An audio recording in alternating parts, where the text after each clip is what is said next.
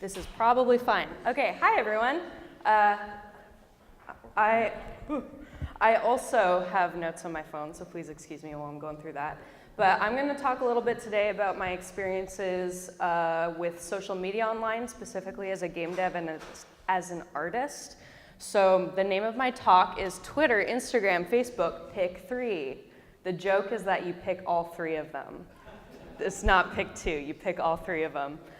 So I just want to preface this one by saying there's a lot of social media platforms, and I know social media can be like really, really daunting for a lot of us. So I'm just going to focus on these 3 because I think you'll probably find them the most useful as a game developer or as a visual artist.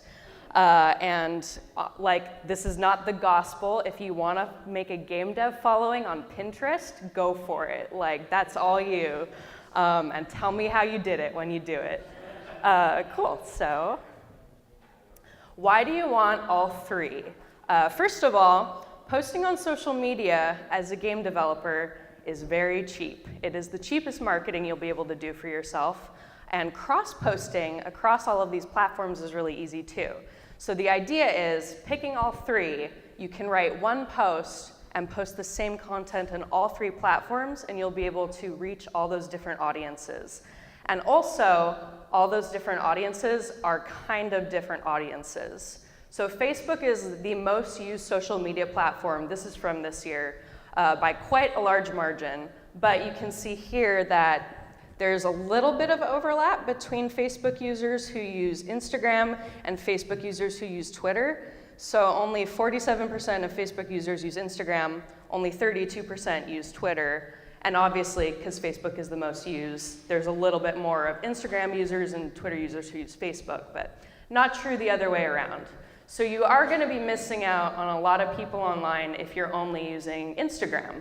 You're going to be missing out on 68% of people who use Facebook, and so on and so on. And because it's so easy to post on all of them, the secret is if you use all 3 of them, you miss out on nobody.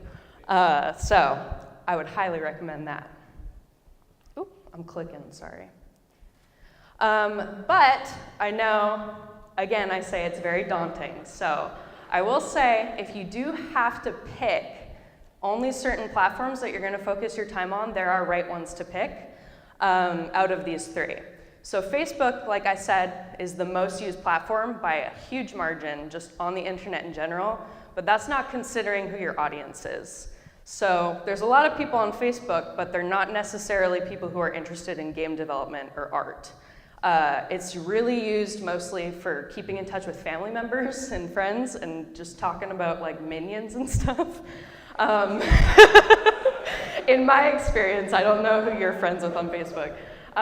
So if you're gonna drop one of them, I would recommend dropping Facebook first. It's very possible to get a following on there and like I said, do all 3 of them, but if you have to drop one, I'd drop Facebook. So doing all 3 of them is what I would call game dev / artist supreme platinum. This means you are hitting everything, you're checking off all your boxes, you're doing all of your free marketing for yourself as good as you can. And then if you're just gonna do one less, dropping Facebook, you get Game Dev Artist Plus. There's a really robust game dev community on Twitter. There's a really robust art and game dev community on Instagram. Lots of artists on Twitter too. So if you're gonna pick 2, I'd pick those 2, because that's sort of where creators like you are already posting their stuff and getting their following, and that's where you're gonna find your followers. And then if you're just gonna do one as a game developer, I would suggest Twitter. I'm gonna go into sort of why that is a little bit more later and sort of what these platforms offer and why one is better for game dev and one is better for artists. But if you're just gonna do one as a game dev, do Twitter. And if you're just gonna do one as an artist, I would recommend Instagram.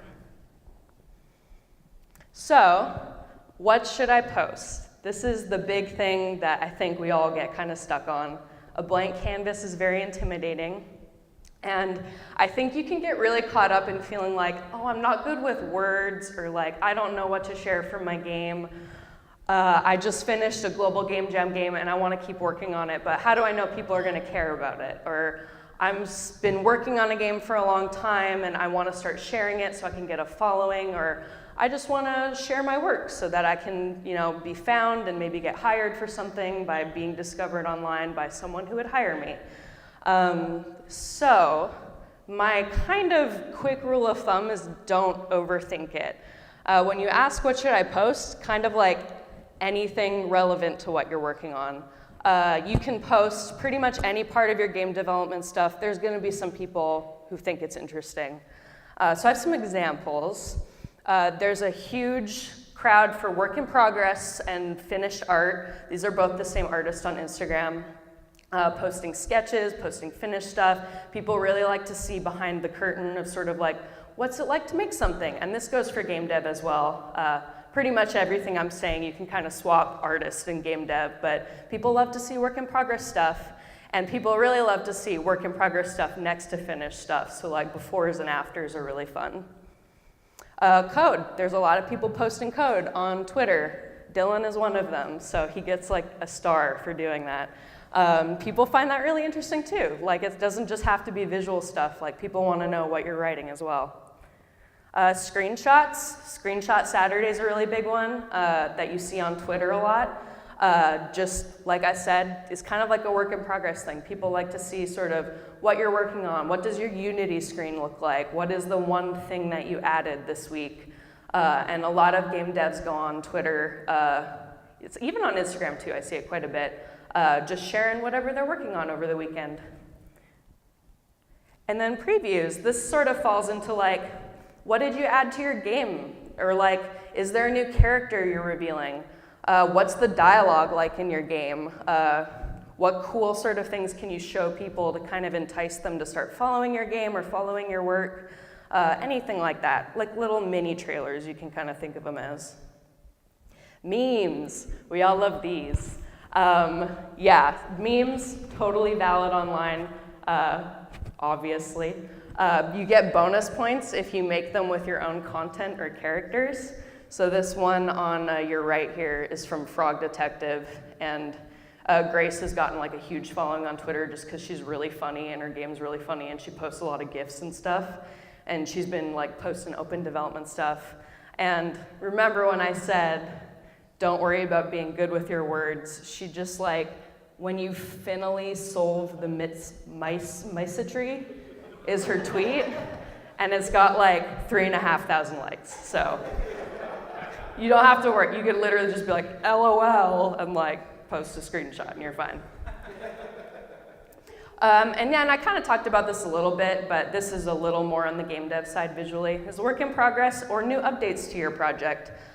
So people can kind of like follow your development while you're doing it. It's really interesting. If you have the opportunity to do that, if you're not working under NDA or stuff like that, like share like, hey, I've got like a new enemy in the game, or I made a character generator, or I added rain to my game.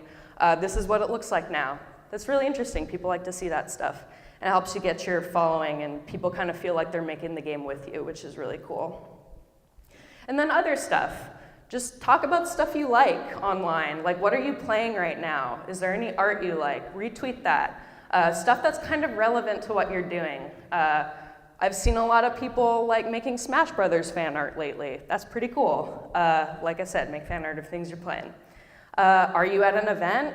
Share it. Take a picture of yourself there. Are you in a website article? Share it. Is your game on itch? Share it. Is your game available to wishlist? Share it. Is there a sale? Share it. Just share it. Share it all. Everyone wants to know. And then, yeah, see what other people are doing, like creators that you admire. What are they doing? Can you post things that are like that? This is one I see on Instagram. It kind of pops up pretty frequently. It's called Draw This in Your Own Style. So an artist will post a character that they've drawn, and they'll use the hashtag Draw This in Your Own Style. And then a bunch of artists will respond, like reposting the art that they made, and it's kind of this cool community thing that people have been doing lately. And I've done a few of them too, and they're really fun. It's kind of a nice way to keep in touch with people and also participate and use the platform of the hashtag to get your work out there, because people are already kind of like, oh, that's cool. I'm gonna see who drew that character. And then your art's over there, and you got followers. So I would recommend the rule of thumb when you're posting content is to do 80% your work, 20% memes, crap, jokes, anything like that.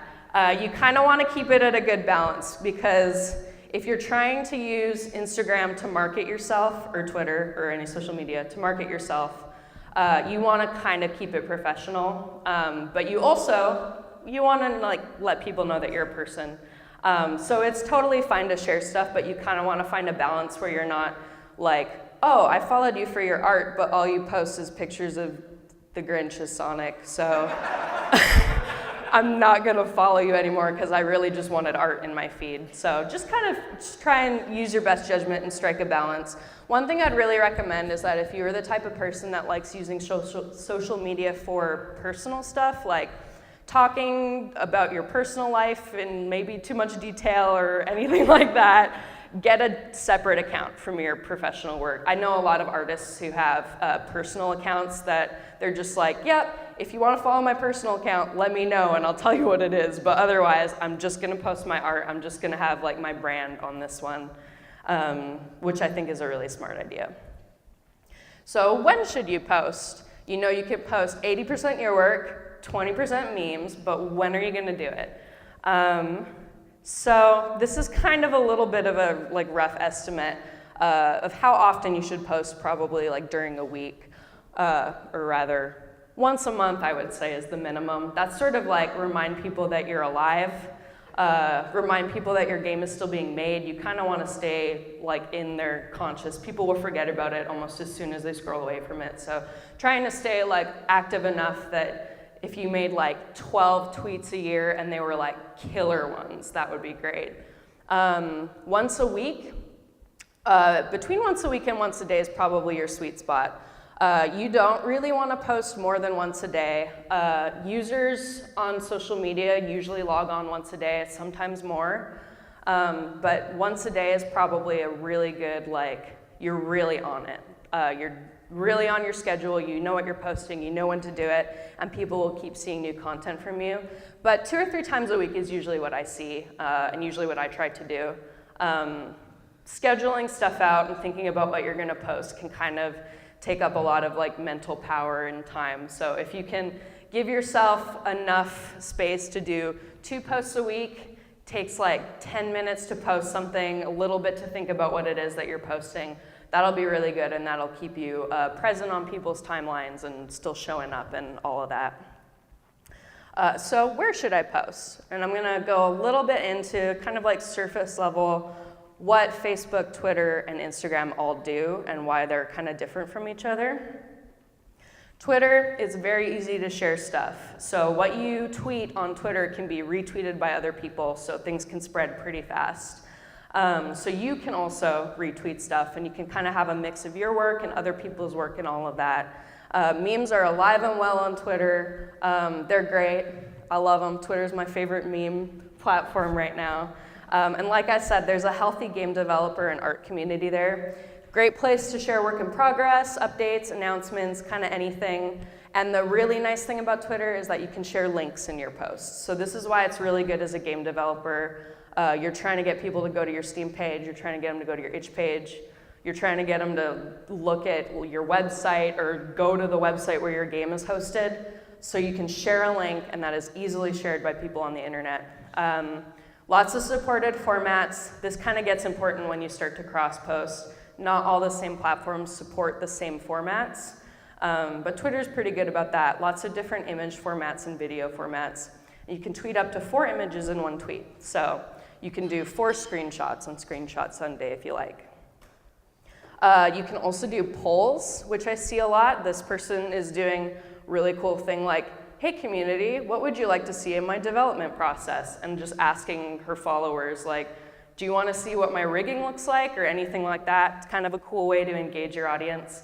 And you can also do threads where you just respond to your own tweets and kind of keep them all in one concise spot if you feel like one tweet is not enough. And then there's pin tweets. These will get you far. Everyone always does a pin tweet. That's their like most recent call to action. So mine is like my website right now, I think. It's just like, hey, this is me, this is what I do. Follow this one link that I have. And it's kind of the tweet that everyone will always see first when they're on your page. So use those wisely. Don't do a Sonic meme. And then Instagram is all your own content. It is very hard to share other people's content on Instagram unless you're using third-party apps. And the idea with that is that it's very image-based. Like, this is why there's a lot of artists on it, because they're just posting their own art.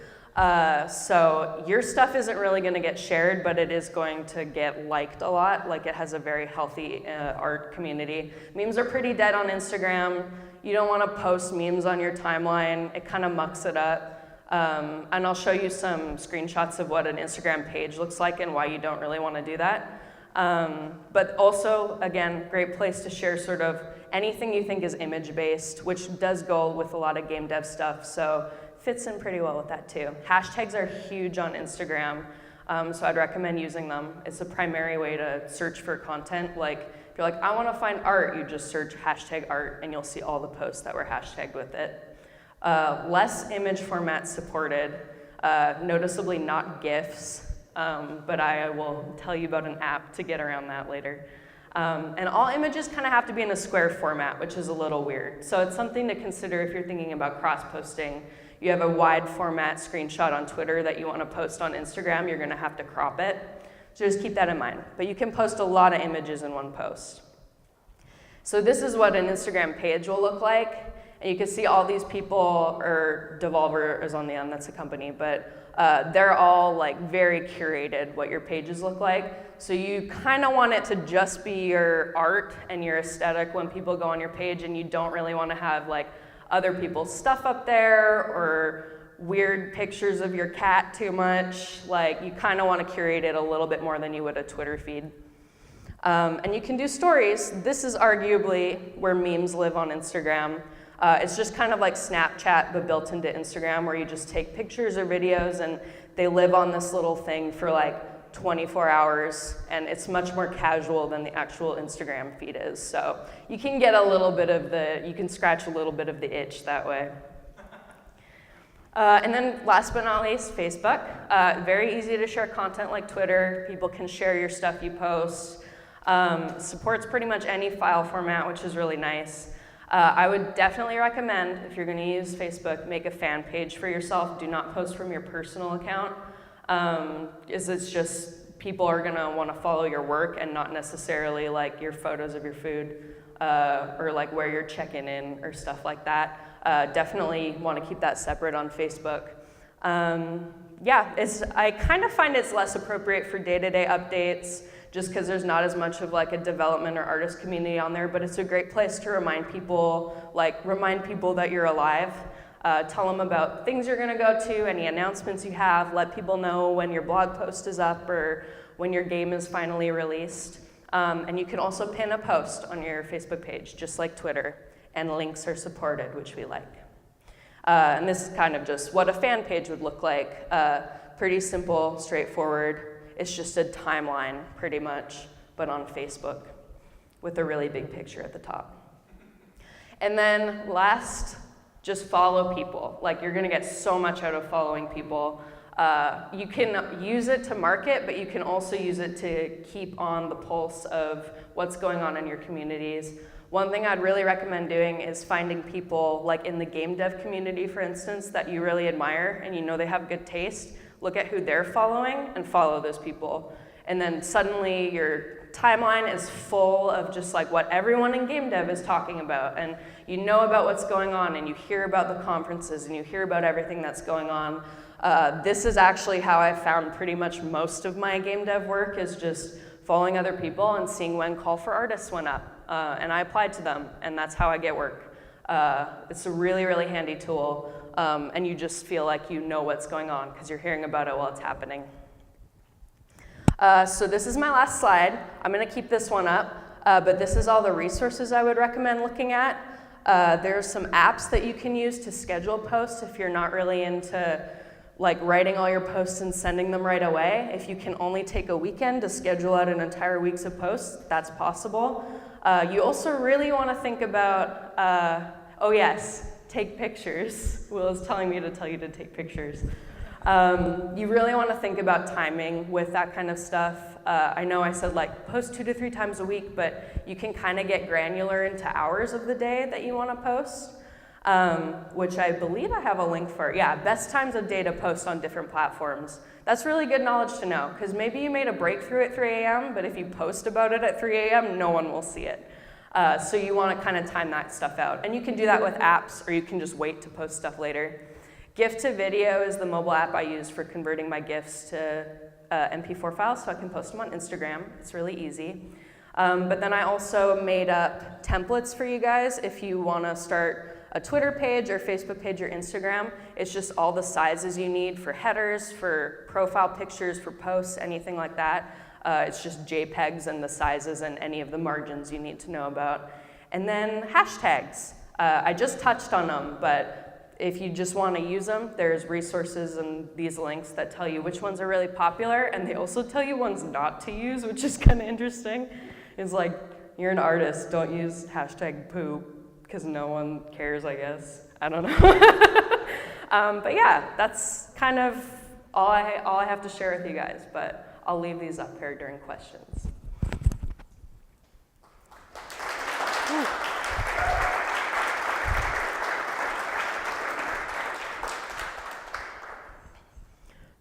Yes. What's your most popular tweet? Oh God, okay. This is another story too. You never know what's gonna blow up online, so post it all. Some of you might have heard about this, but a couple years ago, I was at a convention and I made a Ouija board that had Waluigi on it. And I called it the Wall Ouija board, and I made like 10 of them, and then they sold out in an hour, and like people were like, where can I get this? Where can I get this? Like shaking me. And I was like, I'll put them online later. And then I tweeted about it and it just blew up. Like it was like 10,000 likes or something, and Nerdist wrote about it. And I was like, oh my God, like it was wild. I still I'm haunted by it. Literally. I have a lot of them still left over if anyone wants one. That's my most popular tweet. I had no idea that was gonna happen. Yeah.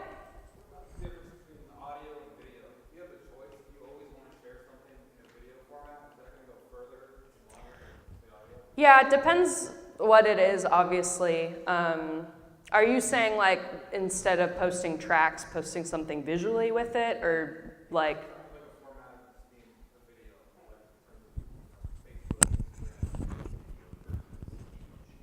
Yeah, it really depends on what it is. Like if you're just doing 2D art and it's not animated, like I'd recommend just doing images, obviously.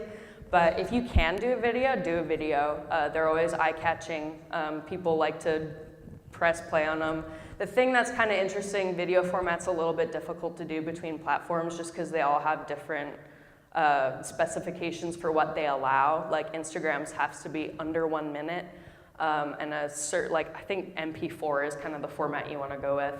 But GIF files play automatically on the timeline. MP4 files, you have to press play on the timeline. So if it doesn't have sound, try and do a GIF. If it does, do an MP4. Yeah?